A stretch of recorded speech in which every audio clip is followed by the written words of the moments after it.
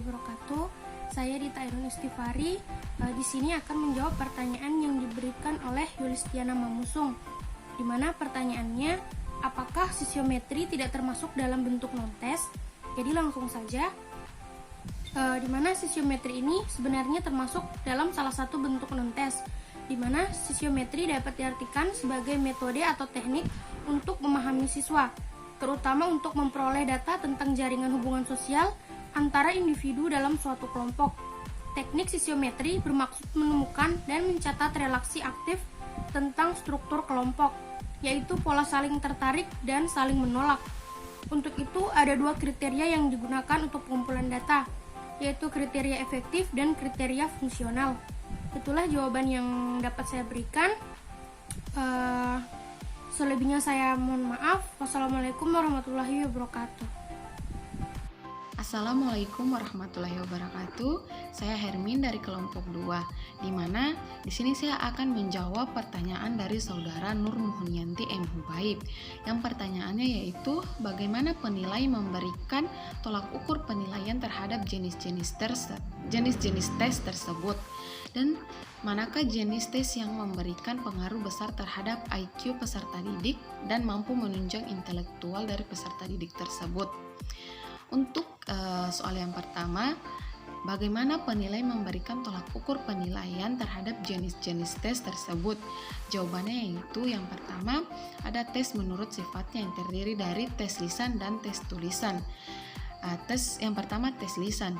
Cara penilai memberikan tolak ukur penilaian yaitu dengan memberikan pertanyaan secara langsung oleh peserta didik, dan di situ juga penilai dapat menilai langsung kemampuan dan tingkat pengetahuan yang dimiliki oleh peserta didik tersebut. Kemudian ada tes tulisan. Cara penilai memberikan penilaian terhadap siswa yaitu dengan model dalam tes tulis pilihan ganda, esai, uraian, dan sebagainya, sehingga tes tulisan ini dapat menjadi tolak ukur penilaian dari kemampuan pengetahuan yang dimiliki oleh peserta didik tersebut. Yang kedua yaitu ada tes menurut bentuk soalnya, terdiri dari tes uraian dan tes bentuk objektif. Untuk tes uraian, cara guru memberikan tolak ukur penilaian kepada siswa yaitu dengan cara guru memberikan pertanyaan dan harus dijawab dengan cara mengekspresikan pikiran peserta tes tersebut, sehingga pemberian skor terhadap jawaban soal tidak mungkin dilakukan secara objektif. Kemudian yang kedua ada tes bentuk objektif. Cara guru memberikan tolak ukur penilaian kepada siswa yaitu dengan cara guru memberikan soal-soal yang dipilih dan harus dikerjakan oleh peserta tes tersebut, sehingga memberikan skor terhadap jawaban soal dapat dilakukan secara objektif oleh peserta didik. Kemudian yang ketiga yaitu ada tes menurut tujuannya, terdiri dari tes bakat dan tes inteligensi. Tes bakat yaitu cara guru memberikan tolak ukur penilaian kepada siswa yaitu dengan cara guru menilai bakat yang dimiliki peserta tes, dan tes bakat bisa digunakan untuk mengetahui kemampuan dasar peserta didik tersebut.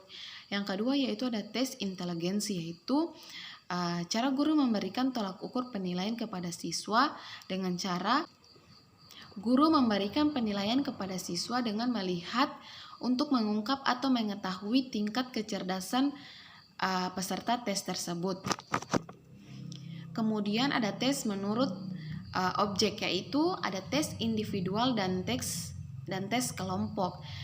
Tes individual yaitu di mana cara penilai memberikan tolak ukur terhadap penilaian yaitu dengan cara guru memberikan tugas rumah kepada siswa dan dikumpulkan pada saat mata pelajaran tersebut dimulai, dan disitulah guru memberikan skor penilaian terhadap kemampuan peserta didik tersebut. Kemudian ada tes kelompok, yaitu cara guru memberikan atau penilai memberikan tolak ukur penilaian yaitu dengan cara guru membagikan kelompok pelajaran kepada siswa dan mengerjakan tugas yang diberikan, dan guru menilai hasil belajar dari masing-masing siswa tersebut. Oke, itu jawaban dari pertanyaan yang kedua. Yang pertama, untuk jawaban dari pertanyaan kedua yaitu jenis tes manakah yang memberikan pengaruh besar terhadap IQ peserta didik dan mampu menunjang intelektual dari seorang peserta didik? Jawabannya yaitu jenis tes menurut tujuannya yang mengarah pada tes inteligensi. Karena tes inteligensi merupakan suatu kemampuan mental yang melibatkan proses berpikir secara rasional.